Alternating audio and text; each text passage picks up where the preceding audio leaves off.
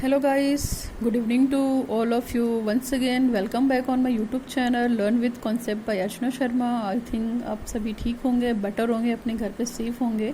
Okay चलिए, हमारी course 2 की सीरीज़ चल रही थी. कोर्स 2 की सीरीज़ में हम लोग सोशियोलॉजिकल बेसिस ऑफ एजुकेशन पढ़ रहे थे. ठीक है, शिक्षा के समाज शास्त्रीय आधार पढ़ने की कोशिश कर रहे थे. और उन्हीं में हमारा ये तीसरा वीडियो है.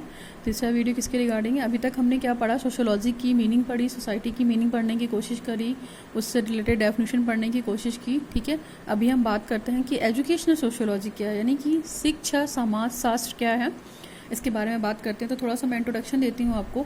देखिए, शिक्षा समाज शास्त्र क्या होता है, आपको पता है कि आप सोसाइटी में रह के शिक्षित तो हो रहे हैं. ठीक है, कोई शिक्षा से वो नहीं है. ठीक, और दूसरी चीज़, शिक्षा के मतलब अगर आप शिक्षित नहीं हैं और आप सोसाइटी में रह रहे हैं तो आप व्यक्ति से आप अच्छे से इंटरेक्शन नहीं कर पाएंगे. एक तरीके से देखा जाए तो शिक्षा के प्रति अगर आप में रुचि नहीं है और चीज़ें नहीं है तो आप अच्छे से अपने आप को सोसाइटी में एग्जिबिट भी नहीं करा पाएंगे. तो इसलिए बहुत ज़रूरी है कि अगर आप सोशियोलॉजी के बारे में कुछ जानते हैं तो सोशियोलॉजी उन्हीं लोगों की स्टडी करने पे फोकस करता है जो समाज शास्त्र की संज्ञा देते हैं. यानी कि एक तरीके से देखा जाए कि समाज शास्त्र क्या, यानी कि सोशियोलॉजी क्या है, जो आपके एजुकेशनल ऑब्जेक्टिव हैं या एजुकेशनल प्रोसेस हैं जिनको वो कंप्लीट करने की कोशिश करता है और जिनको वो कंप्लीट करने के लिए फोर्स करता है आपको कि आप सोसाइटी में रह रहे हैं तो आप अपने आप को इफ़ेक्टिव तरीके से सोसाइटी में प्रेजेंट करिए. यानी कि हमने प्रीवियस वाले वीडियो में पढ़ा ना कि समाज शास्त्र क्या है. समाज शास्त्र एक तरीके का विज्ञान भी है और एक तरीके के समाज का अध्ययन भी है ना. तो यह विज्ञान समाज का जो मतलब है, विज्ञान समाज अगर हम बात करते हैं तो उसके ऑब्जेक्टिव्स होंगे, उसके कुछ उद्देश्य होंगे, कुछ एम होंगे. ठीक है, वो एम उद्देश्य कैसे रन करते हैं सोसाइटी में, आप लोगों के बीच में इंटरेक्शन होने से होता है, रन होता है. ठीक है, और मॉडर्न टाइम में अगर हम बात की जाए तो ये सारी चीज़ें बहुत अच्छी हो गई हैं. हमारी अच्छी सोसाइटी बन गई है और सोसाइटी के अंदर कम्युनिटी बन गई है जो कि एक पार्ट है सोसाइटी का. तो ये सारी चीज़ें भी बहुत अच्छे से रन करती है. तो यही है एक तरीके से देखा जाए एजुकेशनल सोशियोलॉजी. यानी कि हम एक दूसरे को कॉम्प्लेक्स भी बोल सकते हैं कि सोसाइटी आपकी तब तक इफेक्टिव नहीं हो सकती जब तक आप एजुकेशनल नहीं है, अच्छे से एजुकेटेड नहीं है ना. अभी हम बात करते हैं अपने टॉपिक की. तो देखिए, एजुकेशनल सोशियोलॉजी पढ़ते हैं, समाज शास्त्र, शिक्षा समाज शास्त्र. फादर ऑफ एजुकेशनल सोशियोलॉजी को हम लोग जॉर्ज पेने हैं. आपको पता होना चाहिए कि फादर ऑफ एजुकेशनल सोशियोलॉजी कौन है, जॉर्ज पेने हैं. और एक चीज़ और याद रखिएगा, कभी कभी पूछा जाता है फादर ऑफ सोशियोलॉजी कौन है. तो फादर ऑफ सोशियोलॉजी जो हैं वो ऑगस्ट कॉम्टे हैं. इनका नाम आप पीछे पढ़ चुके हैं. ठीक है, आपने सोसाइटी वायरस में पढ़ा था, तो आप इस चीज़ को ध्यान रखिएगा. अगर केवल आपसे फादर ऑफ सोशियोलॉजी पूछा जाता है तो दैट इज़ ऑगस्ट कॉम्टे. ठीक है, और आपसे ये पूछा जाता है कि फादर ऑफ एजुकेशनल सोशियोलॉजी कौन है, शिक्षा समाज शास्त्र के पिता कौन है, तो जॉर्ज पेन है. GEORGE, George PAYNE, George Payne है. और सोशियोलॉजी के फादर जो हैं ऑगस्ट कॉम्टे. ठीक है, तो इस चीज़ को याद रखिएगा, डिफरेंस, आप कंफ्यूज मत होइएगा. सोशियोलॉजी पूछा जाएगा तो ऑगस्ट कॉम्टे और एजुकेशनल सोशियोलॉजी पूछा जाएगा तो जॉर्ज पेन है. Now come to the next point, the principle of educational sociology. एक प्रिंसिपल ऑफ एजुकेशनल सोशियोलॉजी की बुक है जिसको लिखा है जॉर्ज पेने ने. ठीक है, और एक बुक कब आई थी इनकी, 1928 में इन्होंने एक बुक लिखी थी, तब आई थी. ठीक, तो इस चीज़ को याद रखिएगा मोटा मोटा एज ए रिजम्बेंस फॉर देम. ठीक है, तो प्रिंसिपल ऑफ एजुकेशनल सोशियोलॉजी यानी कि शैक्षिक समाज शास्त्र के सिद्धांत, मतलब समाज के लिए क्या क्या प्रिंसिपल्स होने चाहिए वो सारी चीज़ें बताई थी इन्होंने. ठीक है, नेक्स्ट है हमारा नेक्स्ट पॉइंट. देखिए क्या है, educational sociology is said to be the study of the principles of society as applied to the theory and practice of the education. देखिए, आपको ये पता है कि आप सोसाइटी में रह रहे हैं, आपको पता है कि आप सोसाइटी में रह रहे हैं तो बहुत सारी एक्टिविटी को कर रहे हैं. ठीक है, तो सोसाइटी में रहने के लिए, ठीक है, और सोशियोलॉजी में है क्या, हम सोशियोलॉजी में उन चीज़ों का अध्ययन करेंगे, उन सिद्धांतों का अध्ययन करेंगे जो हमारी एजुकेशन की थ्योरी या प्रैक्टिस में अप्लाई होता है. यानी कि हम देखिए, हमारी प्रैक्टिस अब बहुत अच्छी हो जाएगी तो हम चीज़ों को थ्योरी में अप्लाई कर सकते हैं, या हमारी थ्योरी बहुत अच्छी हो जाएगी तो उसको हम प्रैक्टिस में ला सकते हैं. तो दोनों एक दूसरे से कोऑर्डिनेटेड हैं, दोनों. प्रैक्टिस भी अच्छी होनी चाहिए, आपकी थ्योरी भी अच्छी होनी चाहिए. तो सोशियोलॉजी में, एजुकेशनल सोशियोलॉजी में हम उन्हीं कंटेंट का अध्ययन करते हैं जो समाज शास्त्र यानी कि शिक्षा को जोड़ता है. ठीक है, शिक्षा से सोसाइटी को जोड़ता है. ठीक है, और मान लीजिए उनकी जो बुक है इसमें प्रिंसिपल्स की ही बात की गई है कि सोसाइटी के लिए क्या क्या सिद्धांत होंगे. ठीक है, या क्या क्या सिद्धांत हैं जो व्यक्ति को समाज से जोड़ने की कोशिश करते हैं और वो अच्छे सिद्धांत को हम अपने एजुकेशन के माध्यम से थ्योरी और प्रैक्टिस में लाएंगे. नेक्स्ट है हमारा the main concern of educational sociology is to describe the influence educational institution which determines the social personality of those who can with their relationship.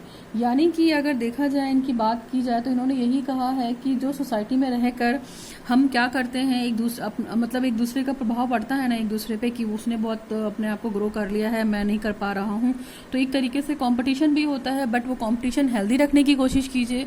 Conflict वाला कंपटीशन कभी सक्सेस नहीं होता है।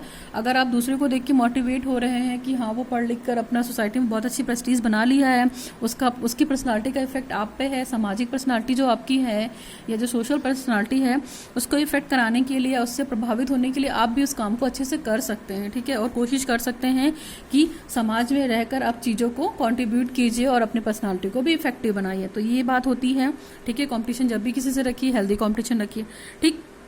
दो नोट और पढ़ते हैं। स्कूल एंड सोसाइटी एक बुक है, ठीक है। स्कूल एंड सोसाइटी एक जो बुक है जिसको बोलते हैं समाज तथा स्कूल। इस बुक को जॉन डीवी ने लिखा था, ठीक है। समाज तथा स्कूल, इस बुक को जॉन डीवी में लिखा था और इन्होंने इस बुक में यही बताया था कि जो सोसाइटी है क्या है, एक तरीके मतलब एजुकेशन क्या है, एक तरीके का सोशल प्रोसेस है, यानी कि शिक्षा एक सामाजिक प्रक्रिया है, एक तरीके से आप बोल सकते हैं। और जिसके अंतर्गत तो जाहिर सी बात है आप सोसाइटी में रह रहे हैं तो आपके अंदर सोशल फीलिंग्स भी तो होंगी ना, ठीक है। तो उन फीलिंग्स के साथ आपका डेवलपमेंट कैसे हो रहा है, वो प्रोसेस कैसे डन हो रहा है, सोशल कॉन्शियसनेस क्या है, ठीक है। सोशल कॉन्शियसनेस के साथ आप लोगों के साथ कैसा बिहेव कर रहे हैं, और अगर आप एजुकेटेड हैं तो आपका कॉन्शियस माइंड क्या कहता है, सोसाइटी में आप कैसे पार्टिसिपेट होते हैं, आप अपना डेवलपमेंट कैसे कराते हैं, तो इन सब चीज़ों की स्टडी करने के लिए बोला गया है, ठीक है। और इनकी ये बुक काफ़ी फेमस है, John Dewey, school and society, ठीक है। स्कूल तथा समाज के नाम से है। नेक्स्ट है हमारी डेमोक्रेसी एंड एजुकेशन, यानी कि लोकतंत्र और शिक्षा के बारे में भी इनकी एक बुक है जॉन डेवी की, आप नाम याद रख सकते हैं। Social and school and society book written by John Dewey, democracy and education written by John Dewey. तो ये दोनों चीज़ें आप याद रख सकते हैं। यहाँ पे मैंने एजुकेशन साइकोलॉजी की सोशोलॉजी की बात की, सॉरी फादर भी बताया आपको कि अगर सोशोलॉजी की बात की जाए तो अगस्ट कॉम्टे हैं, एजुकेशनल सोशोलॉजी की बात की जाए तो जॉर्ज पेन है। ये दोनों सोशोलॉजिस्ट के नाम आप याद रखिएगा। चलिए प्रोसेस जानने की कोशिश करते हैं थोड़ी सी, ठीक है। देखिए प्रोसेस क्या है हमारा, देखा जाए तो education of process of learning, है ना, सीखने की प्रक्रिया क्या है हमारी सोसाइटी में। देखिए आपको पता है कि आप अपने समाज से बहुत कुछ सीखते हैं शिक्षित होने के साथ साथ। तो मान लीजिए ये आपकी कम्युनिटी है, ठीक है। और इस कम्युनिटी में देखिए बहुत सारी फैमिली रहती हैं, बहुत सारे, एक तो आपकी फैमिली वाली कम्युनिटी होगी, दूसरा आपका एनवायरनमेंट हो गया, और प्रत्येक व्यक्ति यहाँ रह रहा है। तो जाहिर सी बात है जो ये इंडिविजुअल रह रहा है, ठीक है, अपनी फैमिली के साथ रह रहा है, तो इस इंडिविजुअल से देखिए फैमिली का भी इफेक्ट पड़ेगा, आपके सोशल एनवायरनमेंट का भी इफेक्ट पड़ेगा। तो इन सब के माध्यम से भी आप कुछ ना कुछ सीखेंगे ही, आपको पता है। तो अगर हम बात करते हैं एजुकेशनल ऑब्जेक्टिव्स की, तो देखा जाए तो सोसाइटी में जो रिलेशनशिप है एजुकेशन के बीच में और सोसाइटी के बीच में, एक नेटवर्किंग अच्छा होता है, जिसके थ्रू हम क्या करते हैं, जो हमारे एजुकेशनल ऑब्जेक्टिव्स हैं उनको कोशिश करते हैं रिजेंबल करने की। और अगर प्रत्येक व्यक्ति सोसाइटी में रह रहा है तो उसके ऊपर जाहिर सी बात है कि एनवायरनमेंट का इफेक्ट है, उसके सामाजिक वातावरण का इफेक्ट है। फिर जो फैमिली रह रही है सोसाइटी में, बहुत सारी ग्रुप ऑफ फैमिली रह रही हैं, तो उनका भी बहुत इफेक्ट है, अच्छी बातें सीखने को मिलती हैं। हम अपने जो हमारे उद्देश्य हैं, एजुकेशनल ऑब्जेक्टिव हैं, है ना, उन सब चीज़ों को अचीव कर सकते हैं। इसके बाद हमारे कल्चर भी डिफरेंट होते हैं, लेकिन फिर भी हम सोसाइटी में रह रहे हैं, तब भी हम बहुत कुछ सीखते हैं, हमारे बीच इंटरेक्शन होता है ना। उनके कल्चर की अच्छी बातें हम सीखते हैं, दूसरे की कल्चर की, और अपने कल्चर को क्या करते हैं, ट्रांसमिट करते हैं, प्रिजर्व करते हैं, उसकी रिस्पेक्ट भी करते हैं कहीं ना कहीं।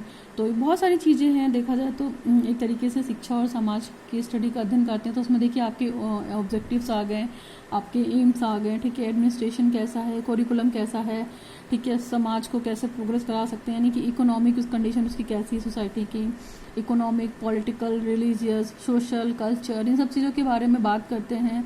और सोसाइटी में व्यक्ति रहता है तो इन सब के मध्य क्या करता है, वो इंटरेक्शन करता है, यानी कि क्रिया करता है। और देखा जाए तो कहीं ना कहीं व्यक्ति की जो शिक्षा होती है उसके पर्सनालिटी के डेवलपमेंट में बहुत कंट्रीब्यूटेड होती है।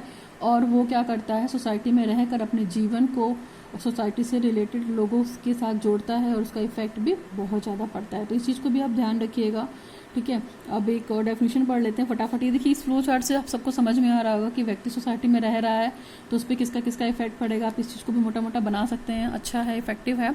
चलिए बात करते हैं अकॉर्डिंग टू रॉसिक, रसिक बोला जाएगा, ठीक है, रसिक। तो इन्होंने एक डेफिनेशन दे रखी है, देखिए क्या डेफिनेशन दे रखी है, educational sociology is the sociology applied to the solution of fundamental education programme, यानी कि मौलिक शिक्षा समस्याएं क्या है आपकी। तो इन्होंने देखिए सीधा सीधा ये बोला है कि जो शैक्षिक समाज शास्त्र है वो समाज शास्त्र का वह पक्ष है जहाँ पे हम अपनी एजुकेशनल प्रॉब्लम को क्या करते हैं, सॉल्व करते हैं, है ना। सोशियोलॉजी क्या है, एक तरीके से जो हमें प्रॉब्लम है समाज से रिलेटेड, ठीक है, या जो हमारे अधिकार हैं, ठीक है, यानी कि जो हमारी मूलभूत समस्याएं हैं, आधारभूत भी बोल सकते हैं फंडामेंटल को, और मूलभूत शैक्षिक समस्याएं भी बोल सकते हैं, उनका क्या है, सोल्यूशन है, उनकी प्रॉब्लम का सोल्यूशन है, मोटा मोटा रसिक ने यही बोला है, ठीक। तो educational sociology is the sociology applied to the solution of fundamental education.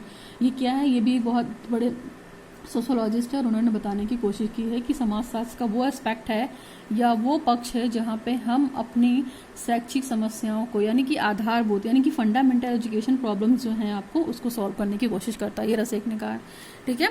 और यहाँ पे देखिए बहुत सारे हम फिलोसोफर बता दे रहे हैं, इन लोगों ने भी बहुत काम किया है।